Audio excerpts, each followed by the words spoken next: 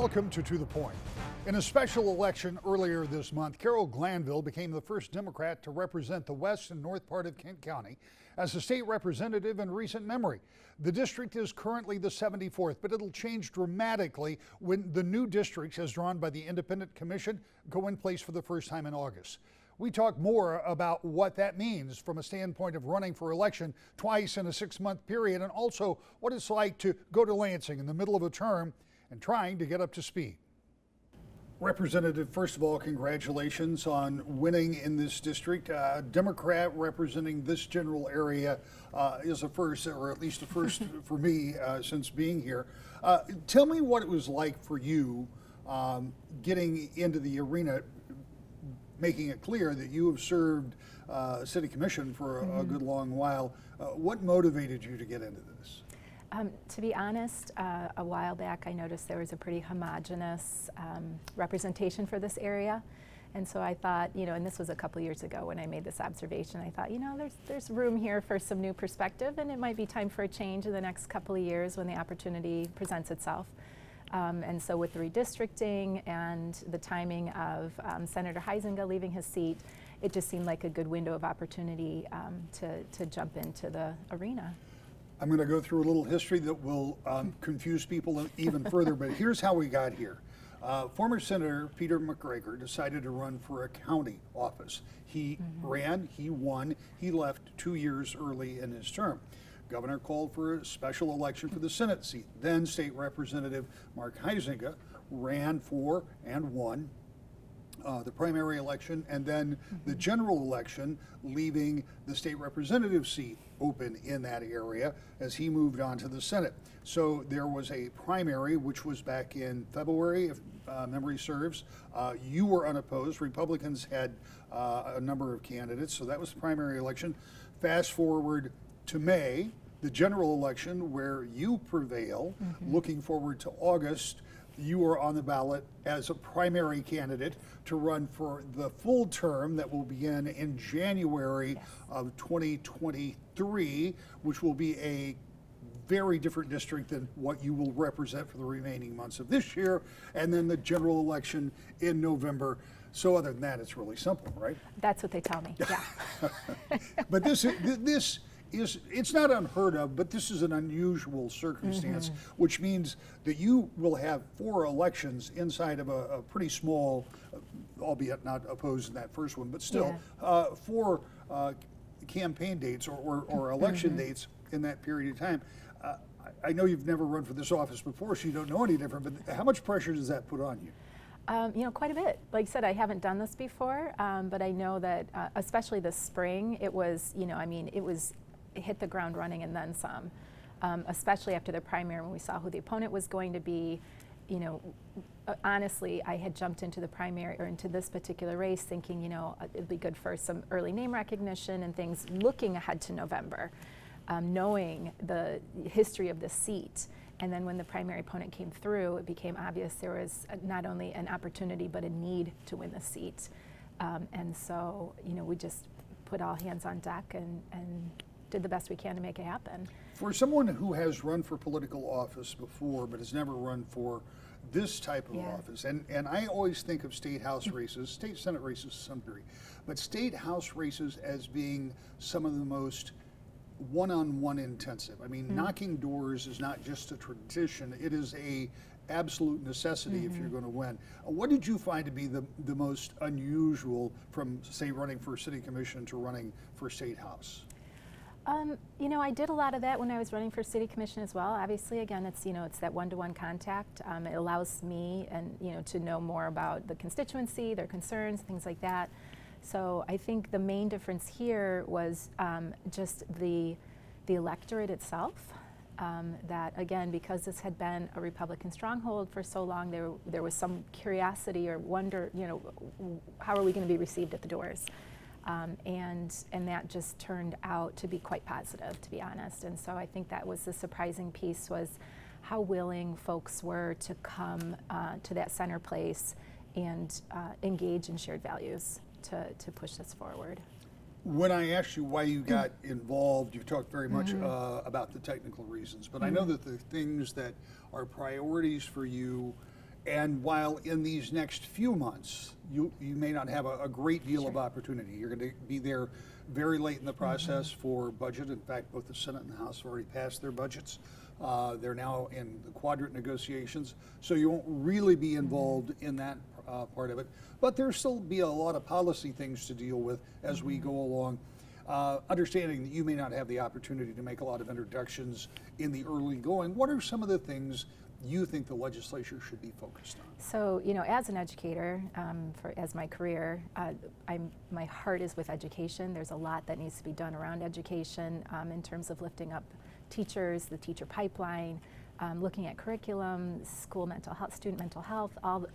It's a whole package of education that is near and dear to my heart. That, you know, not only I think is good policy, but you know, the stronger education we have for our state, the better we operate economically down the line, right? So education is just a foundational piece, and that's something that, like I said, is near and dear to my heart, and I see as an important piece of Michigan moving forward. In addition to that, of course, I've been involved with some environmental groups in the area, or environmental / placemaking, so I'm quite involved with the West Michigan Trails and Greenways Coalition, and so working on how we can improve outdoor spaces and you know, keep the green space and environment, and looking how that works with climate change, you know, so those efforts, clean water, particularly here in the Grand River watershed, you know, we need to have our eye on that. And then finally, you know, just good paying jobs, of course. Which is, again, especially with, you know, inflation the way it is, we need to be looking again at how we can help folks get more money in their pockets. And so maybe not just the jobs, but how much they pay. I know there's some talk around lifting the earned income tax credit. So just getting a handle on some of those pieces. And then, you know, something that's come to the front and center just recently, of course, is women's reproductive rights. And so looking at what we need to do, or what we can do at the state level for those things. Well, there are a couple of things that can happen there. The governor has asked for the Supreme Court to step in and more or less invalidate the 1930s era law. But if the Supreme Court doesn't do that, then it would be up to the legislature to come up with some kind of a fix. And notwithstanding you're flipping a seat in this last election, Republicans still have a majority in the House and the Senate. And while I do not prejudge what they may or may not do, historically have not been inclined perhaps to change that or change it fundamentally. So for you as a new member, how do you approach that if it comes to that? I'm not, again, prejudging what the Supreme Court will do or won't do. Yeah. But I mean, that is a very emotional issue that cuts both ways. It energizes the base for Democrats, but it will also energize the part of the base for Republicans who have long held this as one of the high tenets of what they want to achieve.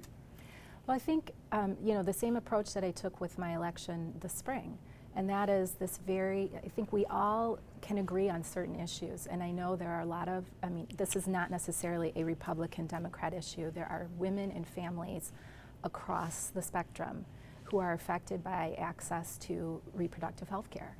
And yes, it's an emotional topic, and I think there are folks who like to bring out those heavy-hitting words to raise the emotional response that tends to distract from what the real issues are. And the truth is, we have modern healthcare technology that will save lives and families, and we need to, you know, to limit access to that is just unimaginable. Like, why would we do that?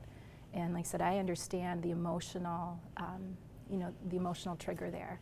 I mean, certainly, we all feel that, but we need to be able to set that aside to a certain extent and look at what is the common good, and where do we come together on this. And to have these very extreme laws in place certainly do not reflect overall the values and beliefs of our area.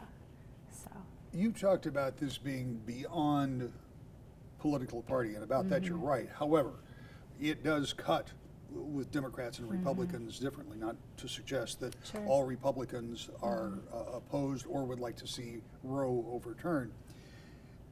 But it does highlight one more way to put a wedge between Republicans and Democrats and make this a referendum over who controls the House, who controls the Senate, who controls the U.S. House, who controls the U.S. Senate.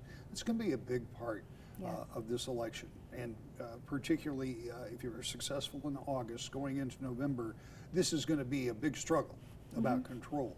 And that means the gloves are going to be off. Guessing here, because you don't, and I don't know, how rough does it get out there this fall when my assessment is that because of redistricting and other issues, and issues that we don't know will emerge, this could be a pretty bare knuckles fight. It could be, but I feel like I just got through kind of a bare knuckles fight. I mean, again, the opponent that I had, or the main opponent I had, of course there were two, with the write-in candidate, but just the tenor that election took, and again, as you said, this is my first experience, so this is the only experience I have to draw on, and I feel like, you know, we have really planted a flag. We drew a bipartisan electorate to the messaging and to the authenticity of the campaign. And yes, there might be bare knuckles out there, but I think by and large people are tired of that. They're tired, I mean, they're just exhausted mentally and emotionally around these larger than life issues. And to be able to talk to people in a common sense, clear voice about the issues that matter most, about their day-to-day lives, and to cut through that noise and get to some of that clarity is what attracts the voters. And just going to keep doing that, and come what may, we'll deal with these issues as they come up and maintain that, just try to stay calm and centered.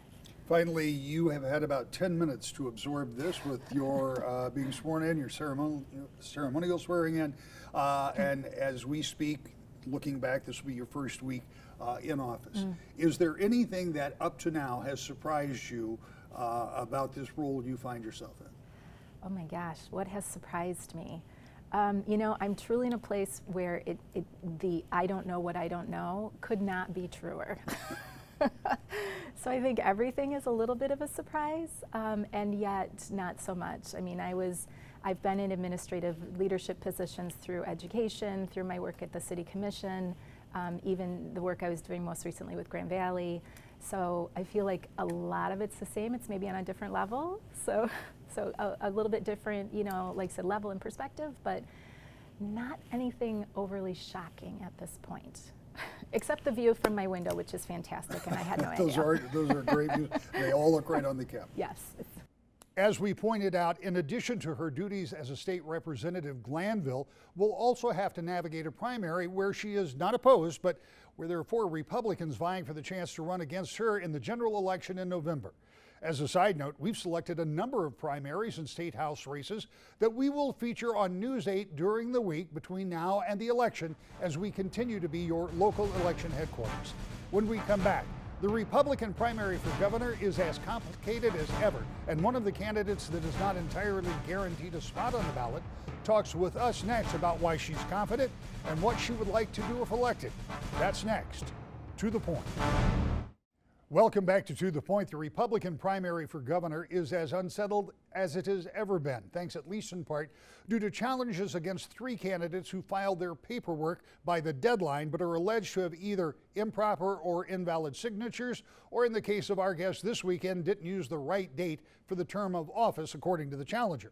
Tudor Dixon was campaigning in Grand Rapids this week, and we talked to her about her education platform that she just unveiled and what the challenge to her candidacy means.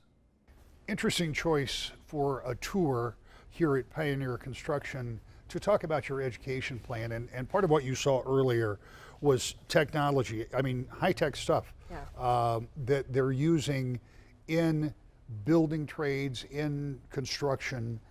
How does that dovetail in with what you would like to do if you're elected governor in education? Well, you know, I come from a manufacturing background, so this is near and dear to my heart. But when we look at the state, we have a real problem in education right now. Our students are falling behind, and that impacts every part of the state. That also impacts whether or not we have people working in businesses. So when you see a company like this that is so invested in youth, and so invested in the local Institute for Construction to make sure that students are getting involved in the trades. It's a real passion of mine. So we felt this was the best place to talk about getting involved in the schools. Let's get tutoring hours. Let's make sure there is no wrong path for our students in Michigan. That when students go to school, their parents are involved and their parents have options to make sure it's the absolute best school for them. One of the things that we did over the course of the past few decades was tell students that the path is a four-year college education. One of the other things that happened during the Great Recession is that many skilled trades jobs were the first ones to kind of evaporate. And post that, there were a lot of parents that were saying, wait a minute, you can't be in that kind of an unstable environment.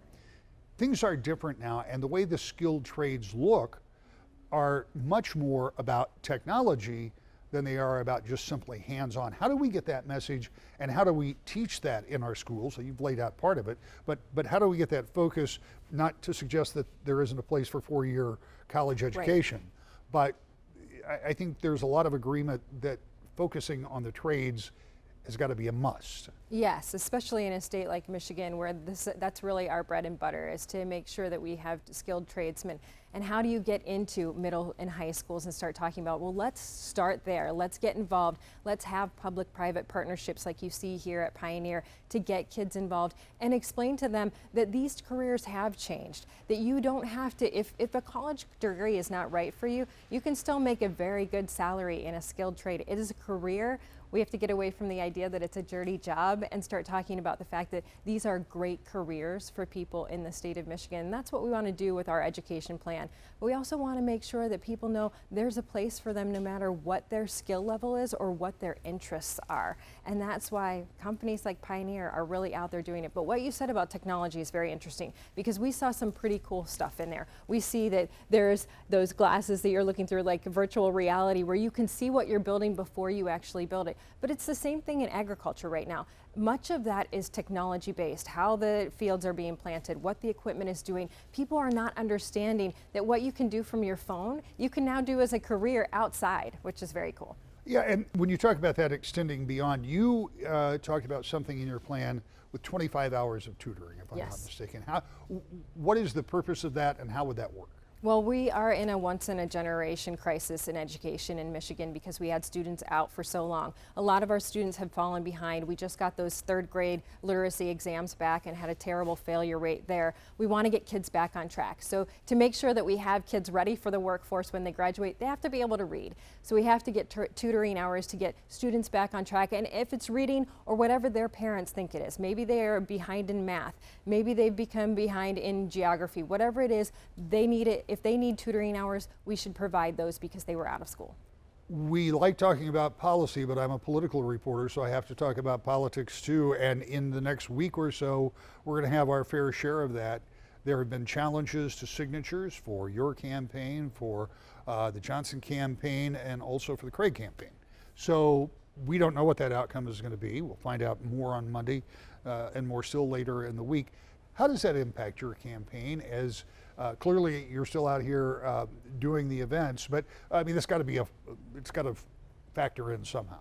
Well, ours isn't signature, so we have a clerical confusion, I would say, on the ballot. Now, if you look at the state, we have the governor's term ending in 26. If you look at the state website, they have all of the terms ending in even years as well. So we feel that we're pretty strong in there. We won't have a problem, and that's not going to change how we campaign. Does that change the dynamics, though, overall? I know there was a debate earlier this week or late last week, and most of the candidates showed up. Does that change the way you interact? Does it change the way you kind of prosecute this campaign in what is a very crowded field? Not at this point. I mean, we are all waiting to see what happens with some of those other candidates coming up in the next week or so, but it doesn't change what we do. Let me ask you one more question about that. As you move forward into this primary season, assuming that everybody qualifies or whomever qualifies, canvassers sign off, whatever court action happens after that, how do you attract the attention of not just the Republican base, but that undecided or independent group of voters out there because that's what it takes to win in a general election. And that's why our campaign is very family focused. As we just discussed, we need to get education back on track. We need to get more people to the state, really 1 million more people into this state. So how do we do that? We need to make Michigan family friendly. And that's a few different messages. That's of course education, that's bringing back a workforce, and that's making Michigan affordable and safe. So we want to make sure that people are hearing that we're here for them. We want to create the best possible state for them. And as a mom, I understand from the other mothers what they're experiencing, but as a manufacturer, I also understand what our small businesses are experiencing across the state, and I'm ready to help. We should get a good indication of who will be on the ballot next week when the staff report is released and the Board of Canvassers will meet. Meanwhile, in Washington, a new bill that would extend more protections for the Great Lakes was introduced by U.S. Senator Gary Peters. We'll be back in just a moment. To the point. Senator, you have introduced new legislation that would offer further protections for the Great Lakes, and particularly surrounding pipelines, which is a pretty topical issue right now, as the ongoing conversation about Line 5 is something we hear about weekly here in the state. One of the things that you would like to do is to have more ability to monitor these pipelines using more technology, so we've got just that much more of a heads up. How would that work? The legislation I propose really builds on legislation that I have passed already. Legislation that I passed that really classified all pipelines in the Great Lakes Basin as high consequence pipelines, meaning if you see a break anywhere in the Great Lakes Basin, we know it's going to have a significantly damaging impact on the environment. So in addition to that classification, it's important to put some technology behind it. And this legislation will require best available technology to be deployed on pipelines operating in the Great Lakes region that are classified as high consequence. And that'll mean a whole lot quicker for us to know whether or not there's a break. We're all remember the catastrophic break in Kalamazoo, in the most expensive, most damaging pipeline break in the history of this country. We know that oil was actually spilling out of that pipeline for a considerable amount of time before they realized that what was happening. That's simply unacceptable. So that this legislation will require to use the best technology in that area. The second part of the bill that's important as well is if there is a break, we need to clean up as quickly as possibly and as efficiently as possible. And this legislation basically takes the Academy of Science recommendations as to best techniques to clean up oil, lessons actually learned from the Kalamazoo spill, and put that into law. So it becomes statutory that we are able to clean up these spills as effectively as possible and as quickly as possible.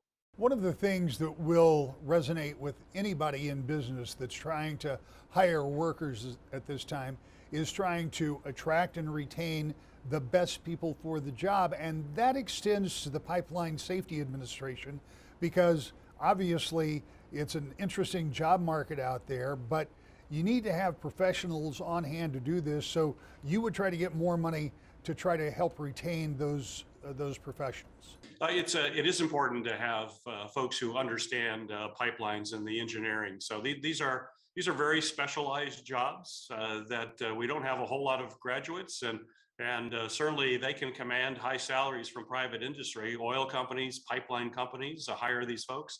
But it's important that we have people who are talented that are actually holding those companies accountable. We need to have folks who work for PHMSA, which is the federal agency that is charged with keeping our pipelines safe.